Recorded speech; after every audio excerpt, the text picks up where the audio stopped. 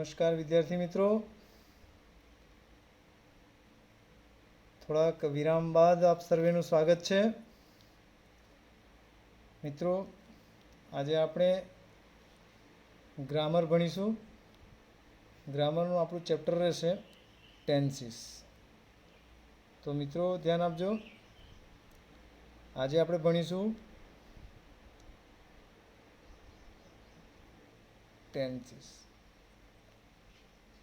મિત્રો, ટેન્સીસ એ અંગ્રેજી ભાષામાં સૌથી અગત્યનું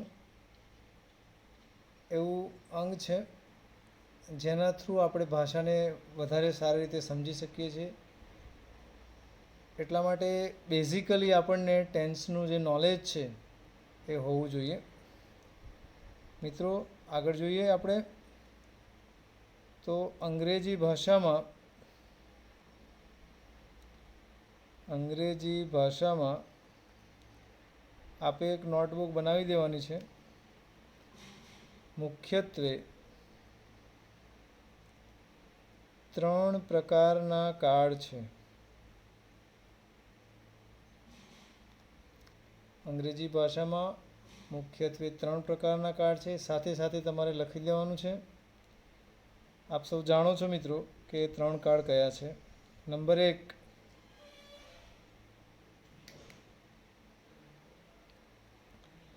ધ પ્રેઝન્ટ ટેન્સ.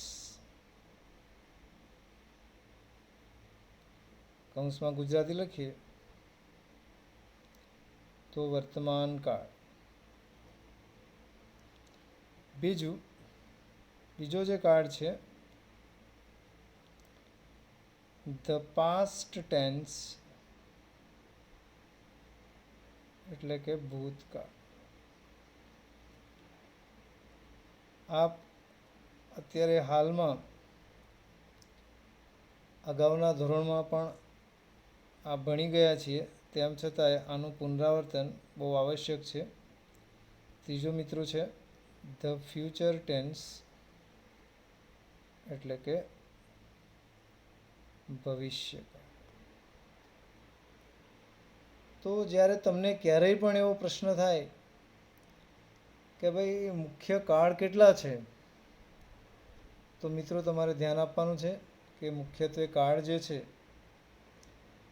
એ 3 છે: વર્તમાન કાળ, ભૂતકાળ અને ભવિષ્યકાળ. હવે આગળ જોઈએ તો આ ત્રણેય કાળના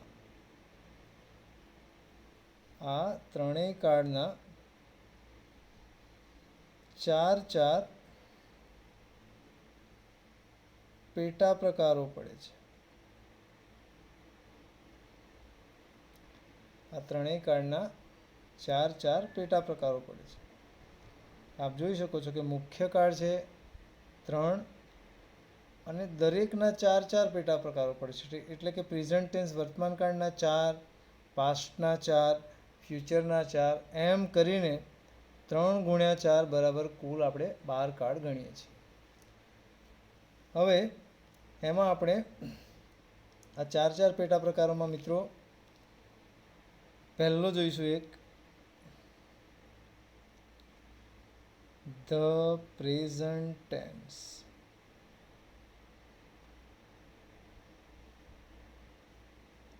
વર્તમાન કાળ. હવે આ વર્તમાન કાળના 4 જે ભાગ પડે છે એમાં પહેલો છે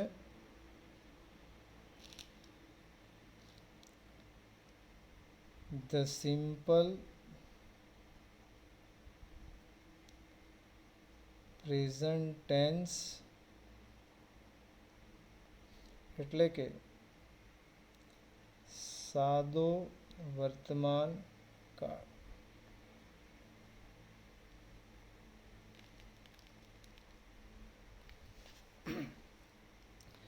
બીજો છે સેકન્ડ વન,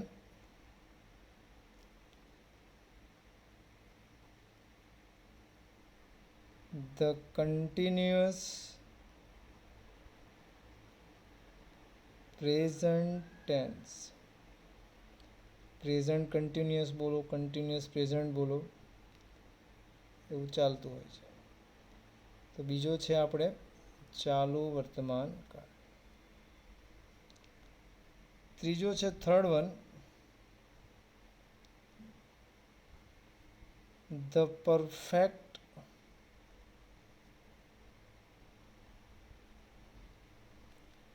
પ્રેઝન્ટ ટેન્સ, એટલે કે પૂર્ણ વર્તમાન કાળ.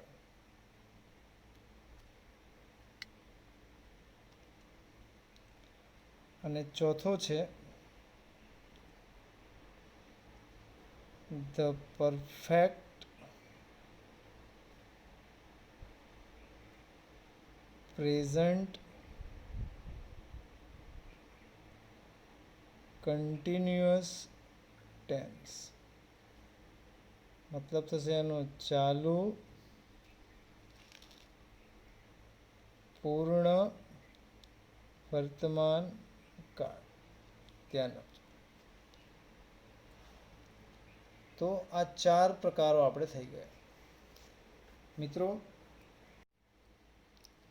વિદ્યાર્થી મિત્રો, હવે આપણે જે 4 પ્રકારો હતા એમાંનો જે પ્રથમ પ્રકાર જે છે પ્રેઝન્ટ ટેન્સનો, તો જે ફર્સ્ટ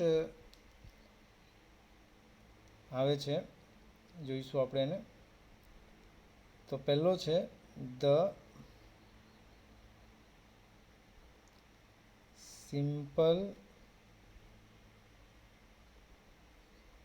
પ્રેઝન્ટ ટેન્સ. સાદો વર્તમાન કાળ. મિત્રો, ખૂબ અગત્યનો ટેન્સ છે. ધોરણ 6 થી માંડીને અંગ્રેજી માધ્યમમાં તો પ્રથમ ધોરણથી જ માંડીને લગભગ કોમ્પિટિટિવ એક્ઝામ સુધી તમામ જગ્યાએ આ ટેન્સ ઘણીવાર આપણને એનું નોલેજ પૂછાતું હોય છે.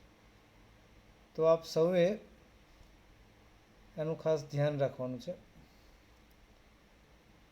અહીંયા આપણે સિમ્પલ પ્રેઝન્ટ ટેન્સ, સાદો વર્તમાન કાળ. મિત્રો, આપણને પ્રશ્ન થાય કે સાદો વર્તમાન કાળ ક્યારે વપરાય, એનો ઉપયોગ ક્યારે થાય, જોઈશું. એની એક ડેફિનેશન છે, તમામ ધ્યાન આપશો. કેટલાકને મેં તૈયાર કરાવી દીધેલી છે. સાદો વર્તમાન કાળ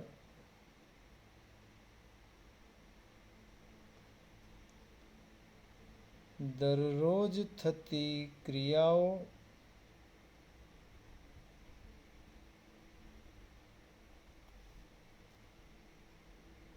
ટેવો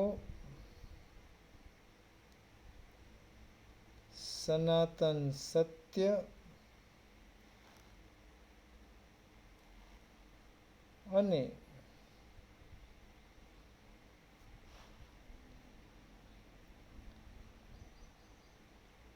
ગણિત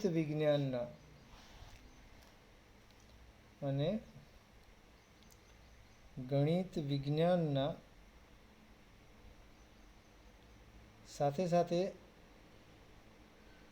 તમારે પણ લખી લેવાનું છે. ગણિત વિજ્ઞાનના સિદ્ધાંતો દર્શાવવા માટે વપરાય છે.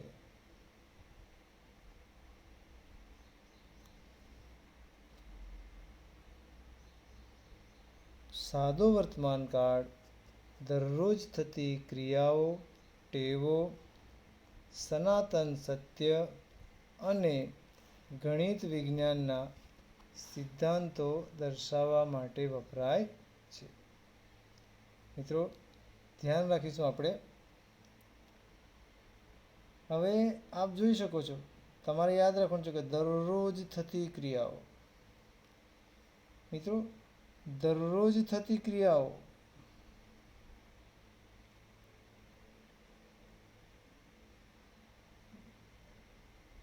આપ જાણો છો કે ભાઈ ખાવું,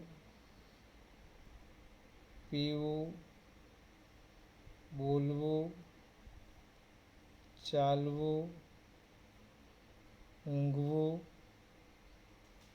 જોવું એટસેટ્રા આપણે નિયમિત કરતા હોય. આ સિવાય ઘણી બધી ક્રિયાઓ જે છે આપણે રેગ્યુલરલી કરતા હોય છે. તો આ બધી દરરોજ થતી ક્રિયાઓ કહેવાય છે. ટેવો ટેવો પણ સામાન્ય રીતે આપણી જે ટેવો હોય, જેમ કે હેબિટ કહીએ આપણે, કોઈ પણ ટેવ પડી હોય એ રોજની જ ક્રિયા હોય. જેમ કે કોઈને સારી ટેવ પડી હોય, કોઈને ખરાબ ટેવ હોય, તો પણ એ નિયમિત રીતે જ થતી હોય. એને પણ આપણે સાદા વર્તમાન કાળમાં જ ઉપયોગ, જેમ કે વહેલા ઉઠવું,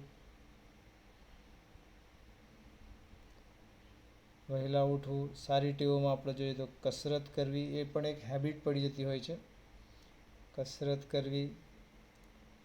પછી કુટેવમાં તમે જુઓ તો કોઈ ધૂમ્રપાન કરતા હોય, બરાબર છે, કોઈ સેવન નશાનું કરતા હોય, તો આ બધી કુટેવો છે. પણ હંમેશા આ બધી ક્રિયાઓ જે છે એ બધી ક્રિયાઓ કેવી હોય, એમને નિયમિત કરવી પડશે. આ બધી જ ક્રિયાઓ જ્યારે આપણે અંગ્રેજીમાં દર્શાવીએ છીએ ત્યારે આપણે સિમ્પલ પ્રેઝન્ટ ટેન્સમાં એને દર્શાવતા હોય છે. મિત્રો, બીજું છે સનાતન સત્ય. સનાતન સત્ય એટલે એક એવી બાબત જે વિશ્વમાં નકારી શકાતું નથી. એ સત્ય જ વસ્તુ છે જેને આપણે નકારી શકતા નથી. જેમ કે સૂરજનું ઉગવું, આથમવું,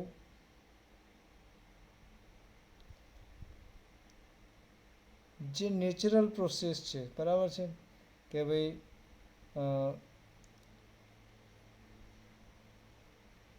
પૃથ્વી ગોળ છે, સૂર્ય આપણને પ્રકાશ આપે છે, ગરમી આપે છે. તો જે નેચરલ, જે નિવારી ન શકાય એવી પ્રક્રિયાઓ છે, જે આપણે સનાતન સત્ય કહીએ છીએ, જે કોઈના પણ દ્વારા રોકી શકાતી નથી. તો આવી ક્રિયાઓ પણ આપણે હંમેશા સાદા વર્તમાન કાળમાં લેતા હોઈએ છીએ. આપણે વિશેષ ઉદાહરણો જોઈશું આપણે આના એક એકના. ગણિત વિજ્ઞાનના સિદ્ધાંતો મિત્રો, તો એને પણ આપણે ગણિત વિજ્ઞાનના જે સિદ્ધાંતો છે, આમ તો આવા આપણે વર્ગીકરણ એવું પૂછાતું નથી, પણ ગણિત વિજ્ઞાનના જે સિદ્ધાંતો છે, નિયમો છે, એ પણ આમાં આવતા હોય છે. જેમ કે 1 + 1 = 2 જ થાય, બરાબર છે. પછી અમુક પ્રકારના જે સંયોજનો છે એનું જે પરિણામ છે, બરાબર છે. તો અહીંયા ગણિત વિજ્ઞાનના જે કેટલાક સિદ્ધાંતો છે એને જો આપણે દર્શાવવા હોય તો આપણે હંમેશા એને સાદા વર્તમાન કાળમાં દર્શાવીશું. હું તમને ઉદાહરણ આપું છું એક પછી એક. જેમ કે દરરોજ થતી ક્રિયાઓ હું તમને હવે ખાસ આપણે આજે જે સાદો વર્તમાન કાળ આપણે ભણીશું એમાં ખાસ ટ્રાન્સલેશન પદ્ધતિથી આપણે ભણીશું. બહુ જ સરળતાથી હાર્ડ તરફનો આપણો અભિગમ છે આજનો. જેમ કે અહીંયા એક ઉદાહરણ જોઈએ તો કે હું દરરોજ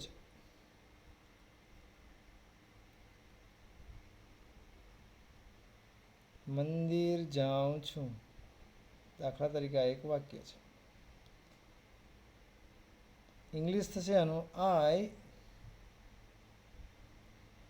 ગો ટુ ટેમ્પલ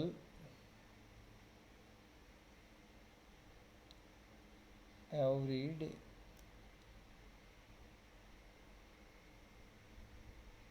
બીજું કોઈ ઉદાહરણ લઈએ તો તેણી દરરોજ સમાચાર પત્ર વાંચે છે. she reads a newspaper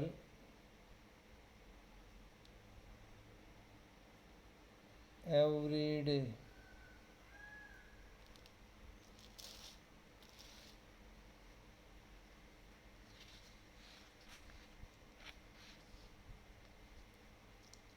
આગળ જોઈએ.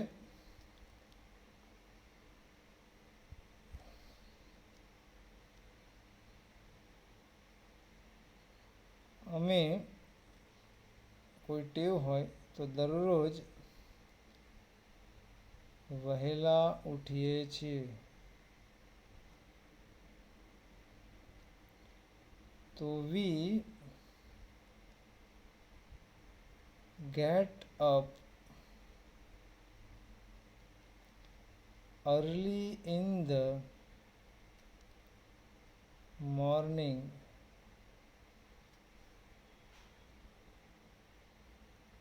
every day.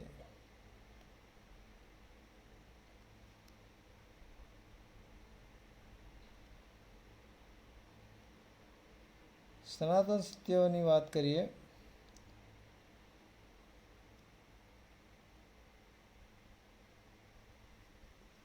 તો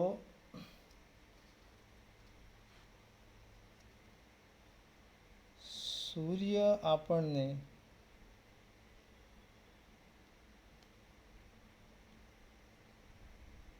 પ્રકાશ અને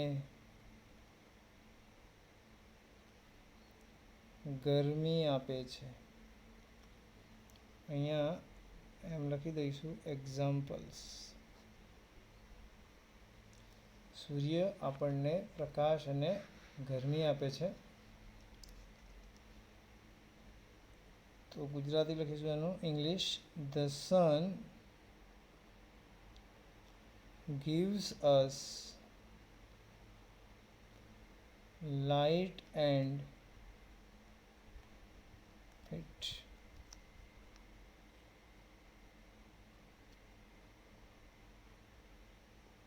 ગણિત વિજ્ઞાનના નિયમોના આપણે જોઈએ તો સીધું ઇંગ્લિશ લઈ લઈએ.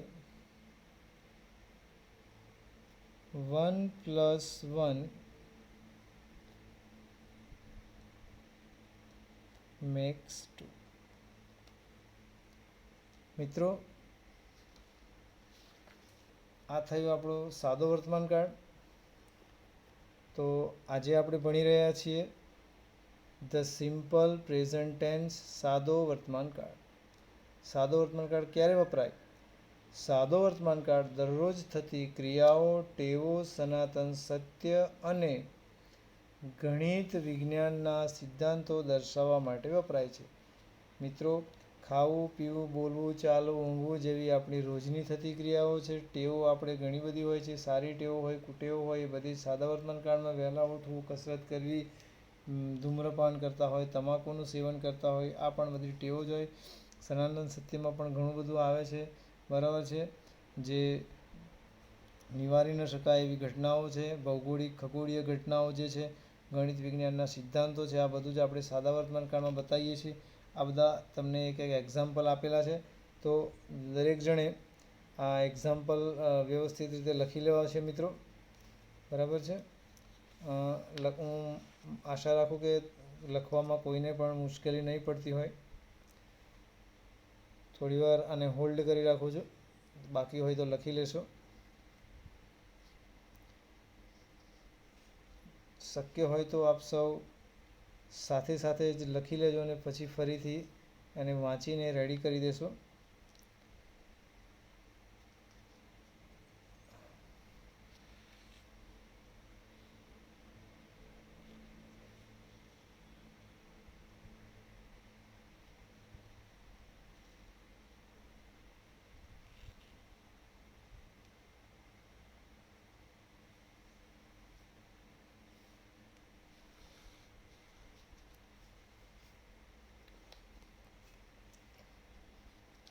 હવે આપણે જોઈશું મિત્રો આગળ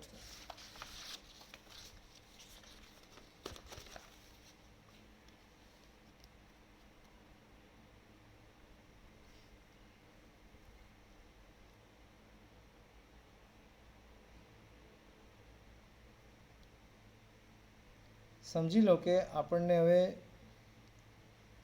આ કાળ આવડતો નથી, સમજ પડતી નથી, તો આપણે એના સૌ પ્રથમ પહેલાં આપણે શું કરીશું એનું ધ્યાન રાખીશું. તો હવે આપણે થોડાક વાક્યોની પ્રેક્ટિસ કરીશું.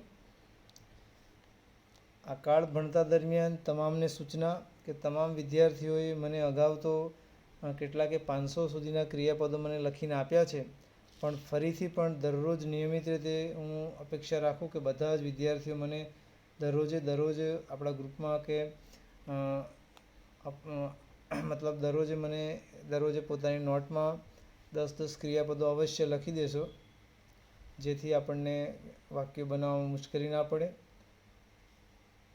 આપ સૌ મહેનતુ છો, કામ કરી શકો એમ છો. હવે આપણે જોઈએ કે કોઈ પણ ભાષા હોય મિત્રો, તો એ ભાષાને બંધારણ આપણે સમજવું બહુ જરૂરી હોય છે. મિત્રો, આપણે ગુજરાતી બોલીએ છીએ તો એનું ચોક્કસ બંધારણ છે કે ભાઈ ગુજરાતીમાં આપણે કર્તા, કર્મ અને ક્રિયાપદ એવી રીતે ગણતા હોય છે. સંસ્કૃતમાં તો આવું કશું આપણે કોઈ જોતા જ નથી. જ્યારે અંગ્રેજીમાં પણ એક ખાસ પ્રકારનું બંધારણ છે. મિત્રો, ઉદાહરણ દ્વારા આપણે સમજીએ. કેટલાક વાક્ય પ્રયોગો આપણે સમજવાની જરૂર છે. એક્સપ્લેનેશન જોઈએ અહીંયા.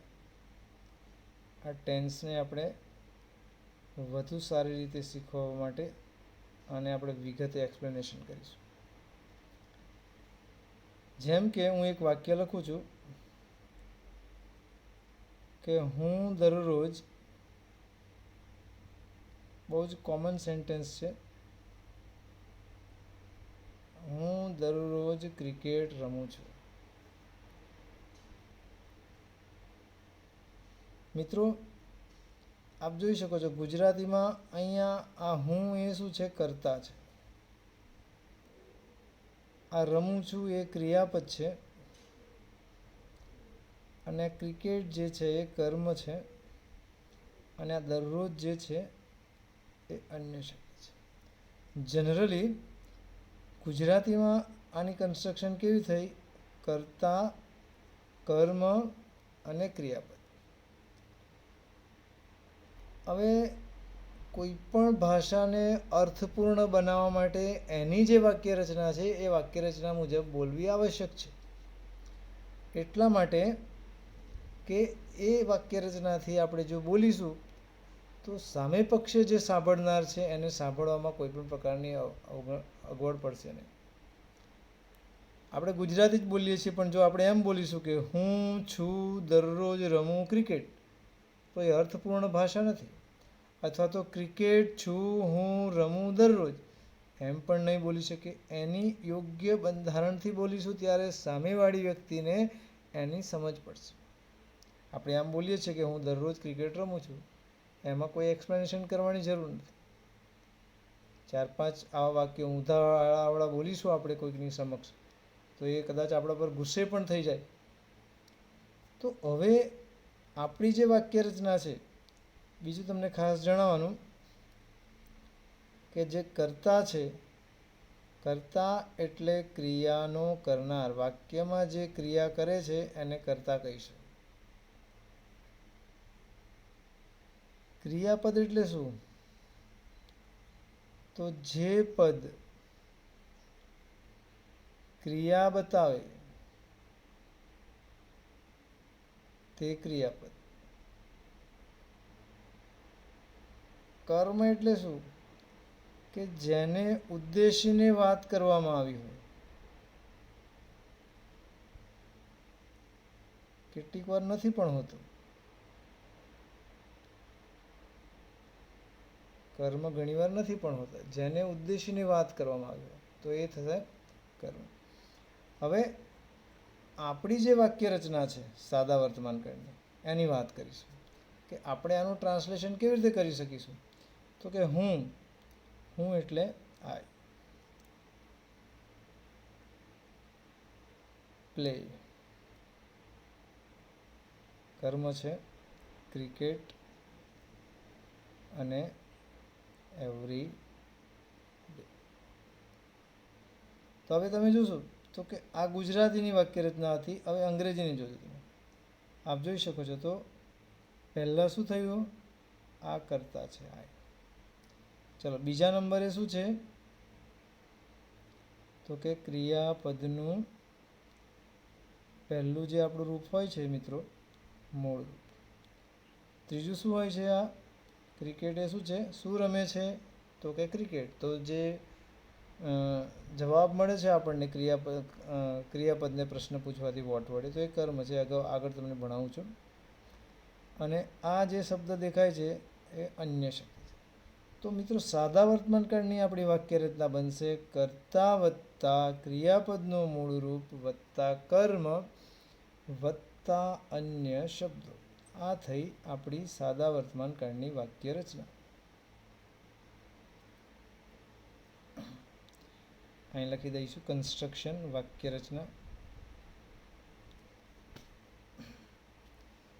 તમામે યાદ રાખવાનું છે કે અહીંયા સીધા કરતા પછી અહીંયા છેલ્લું લખાય છે, અહીંયા બીજા નંબરે ક્રિયાપદનું. એટલે કોઈ પણ ગુજરાતી ભાષા હોય એમાં લાસ્ટમાં ક્રિયાપદ આવશે. બીજું વાક્ય આપણે તમને સમજાવીએ. નોંધતા રહેજો ચાલુમાં મિત્રો, એટલે પ્રોબ્લેમ ના થાય. બાકી હોય તો નોંધી લેવું તમારે. ફરીથી એકવાર કરતા, તો કરતા એના સ્થાને છે. રમું છું એ ક્રિયાપદ અહીં બીજા નંબરે છે. પછી કર્મ જે છે એ ત્રીજા નંબરે છે. અને એવરીડે એ લાસ્ટમાં છે. તમારે સાદા વર્તમાનકાળના વાક્યો કરતા, ક્રિયાપદનું મૂળરૂપ, કર્મ અને અન્ય શબ્દો આવી રીતે જ બનાવવાના છે. હવે આ કાળ માટે તમે સાથે સાથે ઓળખ શબ્દો પણ લખી લેશો.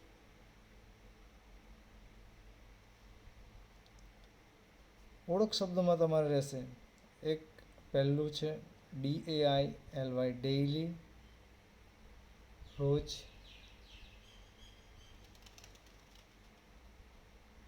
એવરીડે દરરોજ,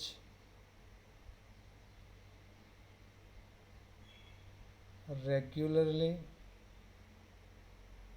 એટલે નિયમિત રીતે. આ ત્રણેય શબ્દો છે એ વાક્યના અંતે મૂકવા. આ પણ તમારે જોડે જોડે ધ્યાન રાખવાનું છે. વાક્યના અંતે મૂકવા. આગળ છે બીજા ઓફન. ઓફટન નહીં બોલવાનું. કેટલાક મિત્રો ઓફટન બોલે છે. ઓફન એટલે વારંવાર. સમટાઈમ્સ એટલે કોઈક વાર, કેટલીક વાર.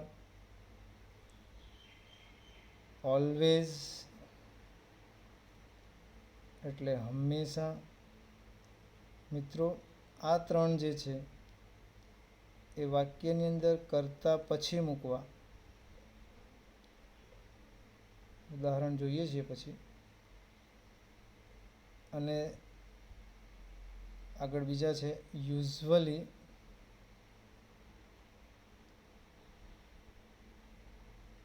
નોર્મલી,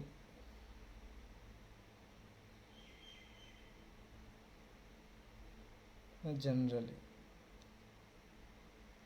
યુઝવલી, નોર્મલી અને જનરલી. આ ત્રણ જે છે ત્રણેયનો મતલબ થશે સામાન્ય રીતે. અને આનો ઉપયોગ જે છે એ વાક્યમાં પ્રથમ કરવો.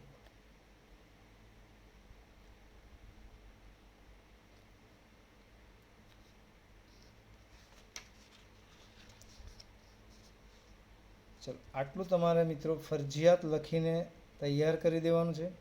ખૂબ અગત્યનો ટેન્સ છે. હવે એક બે વાક્યો આપણે અહીં સમજી લઈએ છું, જેથી કરીને આપણે મુશ્કેલી ના પડે વાક્યો બનાવવામાં.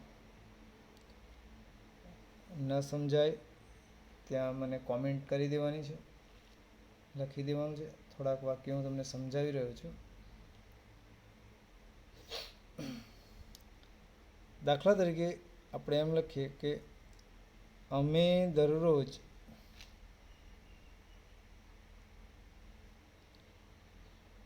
ગુજરાતી બોલીએ છીએ. મિત્રો આપ જોઈ શકો છો કે અમે એટલે આપણે પહેલાં મૂકવાનું છે કર્તા. અહીંયા આપણી વાક્ય રચના છે તો પહેલાં મૂકવાનું છે કર્તા,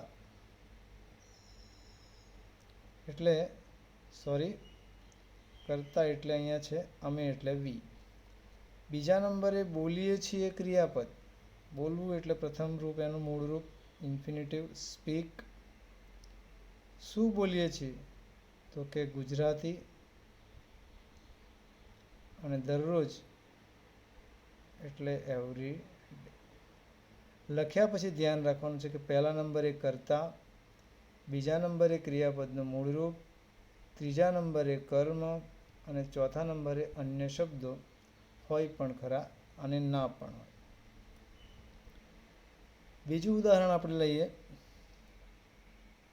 તો હું હંમેશા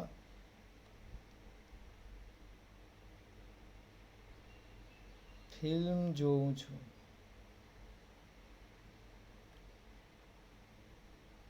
મિત્રો કર્તા મૂકીશું હું એટલે આઈ.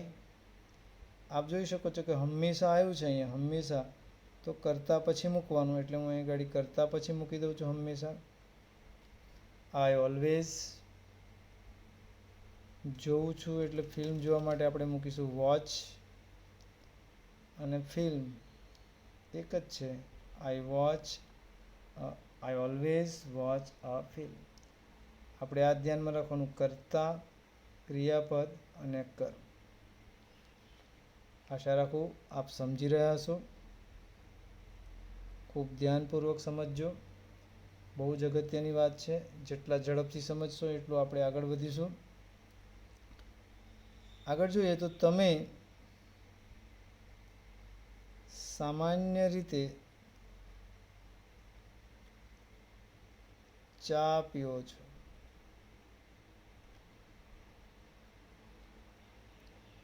તો યુ આપણે સામાન્ય રીતે છે અહીંયા મિત્રો, તો એને આપણે પહેલાં લઈશું યુઝ્યુઅલી, કોમા કરી દઈશું. યુ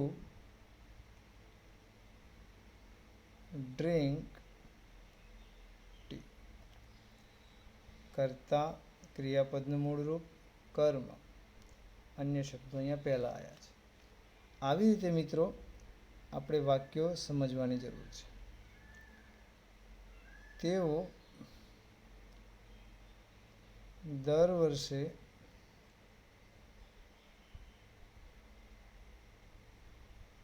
અમેરિકા જાય છે. આ એક વાક્ય છે મિત્રો. તેઓ એટલે ધ્યેય કર્તા, જાય છે એટલે ગો, ગતિ દર્શાવે છે to. They go to America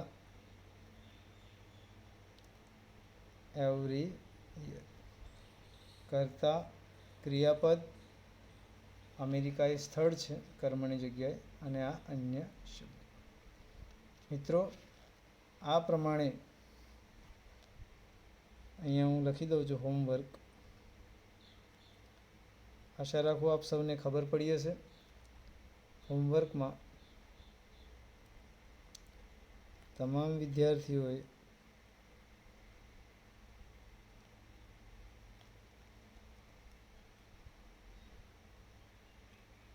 વીસ વાક્યો જાતે બનાવી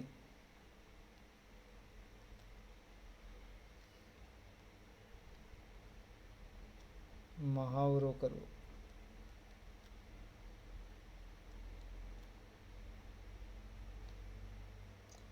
આવતીકાલે